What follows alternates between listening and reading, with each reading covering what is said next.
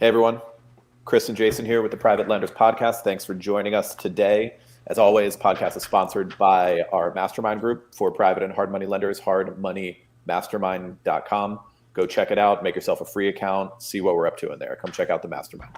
Okay, so today we're talking about an important topic, especially in the niche of residential investment lending. Not quite as much in commercial what we're talking about, but specifically on those flippers and investors who are acquiring single family rentals and stuff like that, and how important it is, the emphasis you should put on your good, solid, repeat clients and all the great things that can do for your business.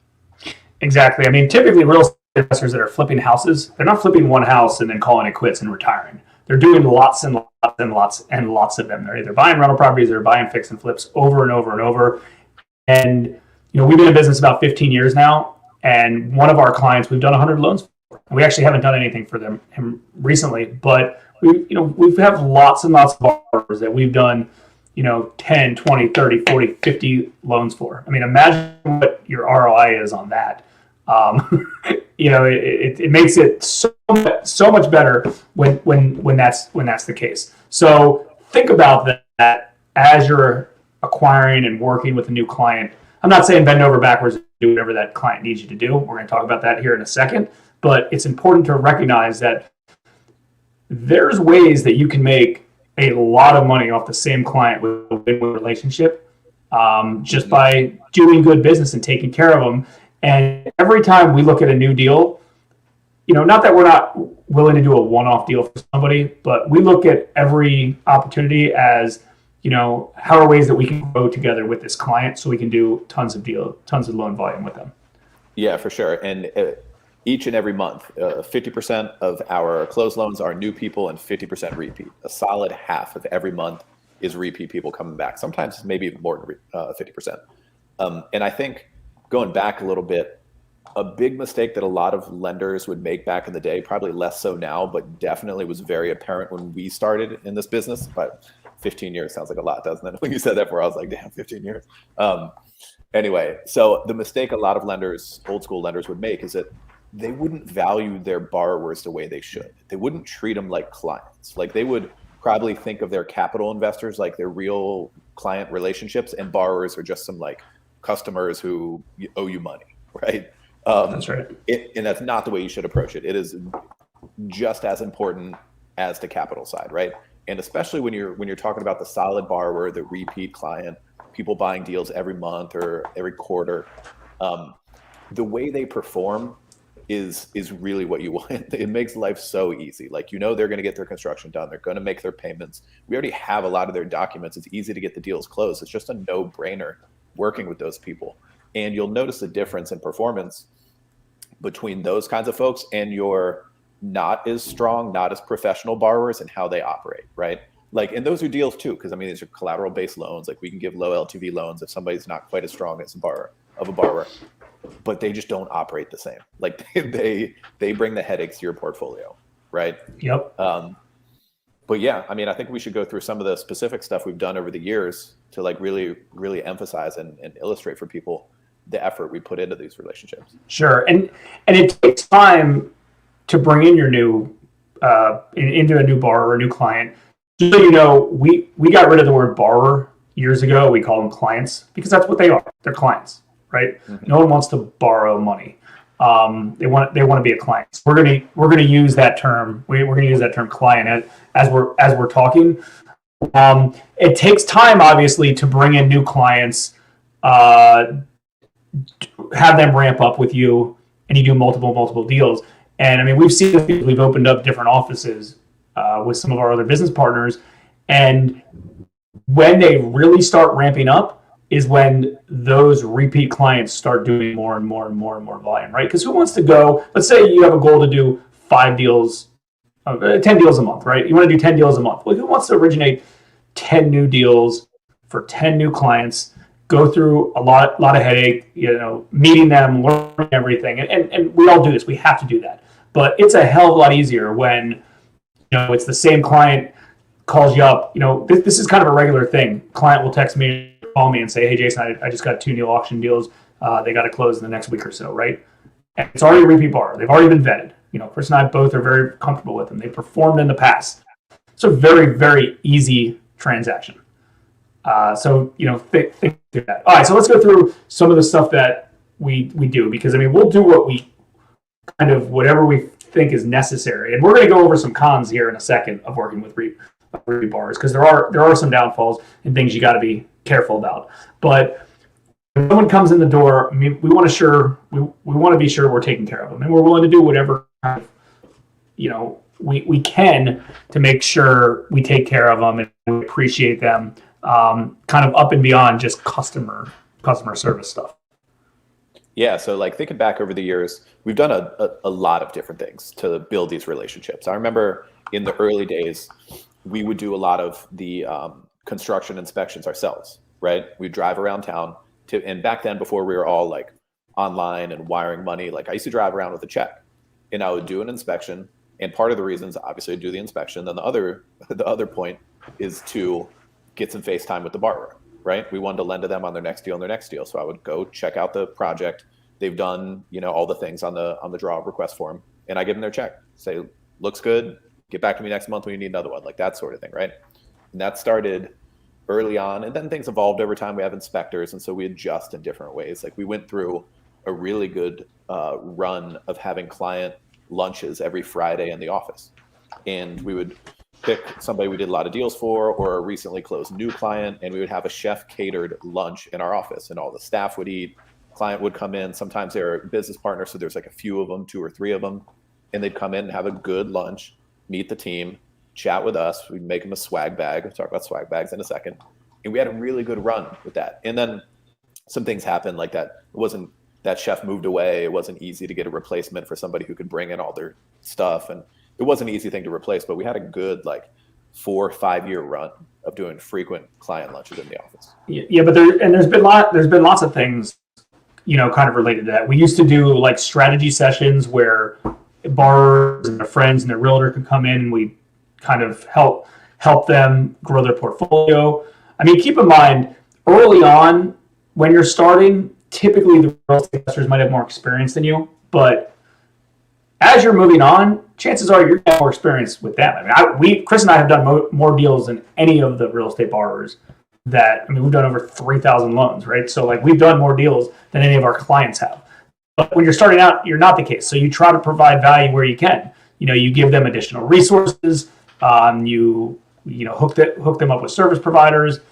Things like that. Whatever you can do to kind of help them out and provide them value. One of the longest things that we've done has always been providing swag bombs after closing, where we send them, company swag, t-shirts, sweatshirts, hoodies, pens, cups, whatever. We try to get creative with cool, fun designs. Obviously they're branded Hard Money Bankers, but we send those out kind of on a regular basis, and you'd be surprised. Free t-shirt sometimes you go a lot longer than you would think, a lot further than you think. Yeah, quality t-shirts too. We always made an effort to get stuff that people would want to use or wear, right? So, and they do. We get pics from them wearing it, or they'll post it on Facebook with our t-shirt on and stuff like that, right? And it's just little touches like that people don't expect. Also, I was thinking about when we were talking about this topic, our meetup group, which is, when the pandemic moved from offline, we did it in a restaurant once a month to online, and it'll go back to offline at some point. And there's a few purposes to that, but one of them is definitely FaceTime with our borrowers that we don't see in person as much all the time, right? But we invite them into the meetup. Sometimes we'll have them speak, answer some questions, and it just builds that relationship even more. They know us, they know the team, they know other people around, and that's been a good addition. And other things too, we were just talking about this earlier today. Actually, we're in a group of people who have season tickets to the Washington Capitals hockey, right? Good seats, club level. And, sometimes we want to go, but oftentimes we don't. And so we were just talking about, okay, here are the dates we have coming up. Let's give out some tickets. We have 2 tickets, good seats. It's a nice gift, right? It's a good look for borrowers. And they don't expect that. They aren't expecting these things from their hard money lender, right? No. No. We did iPads at some point years ago, I recall. Just kind of whatever you can to make work. I'm not saying, and a lot of this is free. It's not going to spend a lot of money. It's just taking care. It's just the purpose of all of this is to take care of them, not just on a business level, but on a personal level. Something with a personal touch to help them. Your business means a lot to me. My business, hopefully we mean a lot to you. And, you try to become friendly as you can with them, because here's something to think about. The right real estate client should be a peer and like kind of a colleague and an equal to you, not what a lender borrower typically would stand for, right? It's like, oh, I have a borrower and then I have a lender up here, and this lender has to give me money as a borrower. That's not really what this is. A lot of big real estate flippers are very, very successful. They're business owners. They're successful.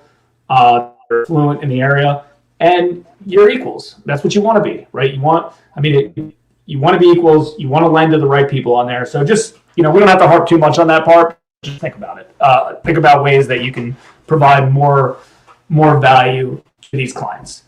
And a lot of it's just kind of, being buddy with them, getting creative, be like, hey, I noticed you structured your deal like this, in the future, it might make more sense to do it under an entity or structure it like this or structure it like that, whatever the case is.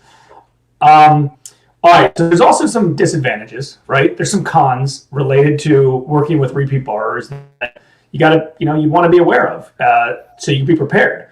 Typically after you do a deal or two or three with a borrower or a client, they're going to want to beat you up on price. That typically is what happens. And if you're not prepared for that and you don't have kind of a good rebut for that, you're going to probably say yes, which we don't say yes because we have the same terms across the board for everybody. So it's very easy for us. But I would be prepared for that. We're at 13-3. Funny story, we closed a loan this morning actually for somebody that we hadn't worked with in 2 years. We've probably done 25 loans for him over the years. And coincidentally, he hit me up for like a pre-approval letter months ago. And I was like, yeah, sure, happy to. And after the property was under contract, the title company sent me the contract and said, oh, hey, can you order title? We're the title company. I see you're the lender. And I was like, I haven't talked to this guy in a while. So I reached out to him and I was like, hey, so I got under contract. I'll make the deal real easy for you. Let me know if you want to proceed. And he like laughed. This would be a text. And he laughed and he's like, oh yeah, I forgot I used your pre-approval letter type of thing. And he's like, what can you do? And I told him, and I was like, same terms, 13-3, 1 year. And he was like, 13-3, you guys are still 13-3? And I was like, yeah, same terms across the board. He's like, well, I did a lot of deals with you, blah, blah. And I was like, if it doesn't work, I get it, but like, this is where we're at. So, you kind of have to joke about it on it, and you figure out what you can have. But those are cons, right? Like, they're going to try to beat you up on price. They're going to try to get higher leverage, have less cash out of pocket. All of these things that you want to do to work with your clients are important, your repeat clients, but you can't jeopardize your business, right? You're not giving them higher leverage. You're not giving them lower fees. Maybe you cut a few $100 here and there. It's fine. I mean, you make a business decision on that, but nothing crazy. But you do have to treat them the same, right? Let's say you have a good borrower that's done a lot of deals with you, and then all of a sudden they get behind on payments, or they don't finish a construction job, or something feels off. Like, you still got to treat them. You still got to run your business accordingly, right? You can't slack on doing the proper things if you have a good business relationship with them. Yeah, and those are business decisions. Like if you start at 13-3 and somebody's rocking out deals and you've done 5 and they're like, you want to cut price. I mean, you can make that call, right? You could set certain parameters. Like if you do 5 deals, we're gonna knock off a point, whatever it may be. That's up to you and your business and how you want to run it. We don't really love that ourselves, but it could cost us some business, right? Like, we lose people all the time, or we'll become their plan B, which is all right too. They can get some cheap money, and then if they need to move quick, they'll come to us. No problem. These are all, we don't burn any bridges, right? They all end up coming back for the most part. Yeah, we can end with kind of one interesting story that I think most new, and we weren't new at the time this happened, but most newer hard money lenders will eventually run into a problem like this when you have kind of pressure on both sides. This was a situation where we had pressure on our capital investor, we had pressure from our borrower, and we tried to middleman it to make a good business decision. And it backfired, and it hurt us with one of our clients. So I'll give you an example. Just like anybody else, early on with capital raising days, you learn from that. You might have lost a little bit of control with some of your early capital investors, but we had a borrower that we had done. I mean, this is early on. This is probably 2009. We probably did 10 loans for this one group of real estate investors, and they referred us a bunch of business. We did some really good deals with them. Well, they had a particular deal that went over the timeline, right? It was a 12-month loan. It went over. Actually, it might have been a 6-month loan, because I think most of our loans early on were only 6 months, not 12 months. So let's just say it was I don't fully recall the story, but it was a 6-month loan. The loan was up. The capital investor reached out and said, the loan's up. We got to foreclose. We have to, charge default interest. Exactly. We had to default them. This day and age, that doesn't happen, right? We make the business decision of, do we want to default them? Do we want to charge an extension fee? Want to give them a free extension? Whatever. But back then, it was a little bit different early on. Mm-hmm. And we were like, this is a good borrower. We should just let them ride. Well, long story short, we defaulted the borrower. We either charged extension fees or default interest. I'm not 100%. I think we just defaulted them. We default interested them. We default interested them, so the interest rate went a lot higher, and the borrower was pissed off. And I think what we ended up trying to do was, as a business decision, was try to eat some of those costs, reduce some of those things, make sure the lender was still happy, and try to make the borrower happy.